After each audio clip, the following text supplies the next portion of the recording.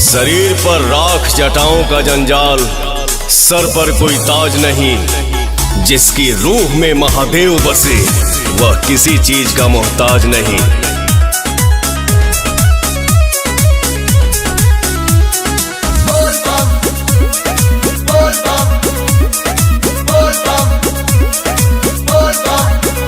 आजकल इग्नोर करो तारा, भगत के कुछ और करो तारा। सब बुझाता हमरा हो। आजकल इग्नोर करो तारा, भगत के कुछ और करो तारा। जब के पिया तारा गजाए राजा, भाव न देला मोरा बाके। डोंट डिस्टर्ब मी पगली। अच्छा सावन के बाद आके मिली है ये सोना, सेवा में बानी भोले बाबा के।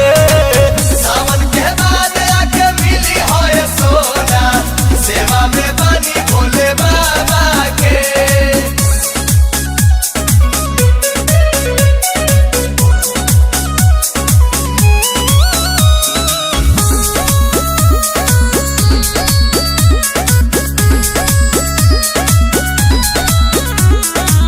ऐसे तो जहन रहत रहला हमरा बिरिये, अब घर बार ताहर भइल बा मंदिरिये। ढोल ले बाबू काओ हाथा से लाई बेल पाता नु हो, भसम लगाइले माथा नु हो। भांग के भोजन करेला दोनों बेरा, भाव मिठाई न डाबा के। आई डोंट लाइक मीठा।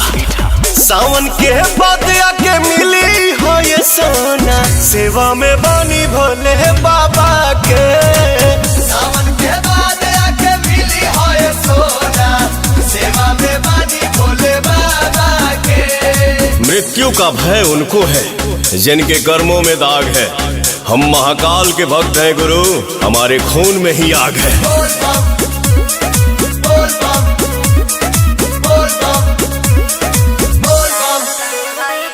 सारा कमाई के कह देला राजा, आसु प्रियंसु करे में शिव चराचा।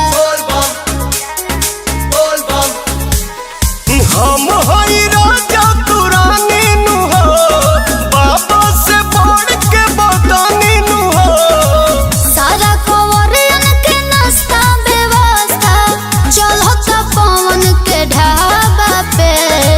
सावन के बाद आके मिली है ये सोना, सेवा में बानी भोले बाबा के। सावन के बाद आके मिली है ये सोना, सेवा में बानी भोले बाबा के। सावन के बाद आके मिली है ये सोना, सेवा में बानी भोले बाबा के।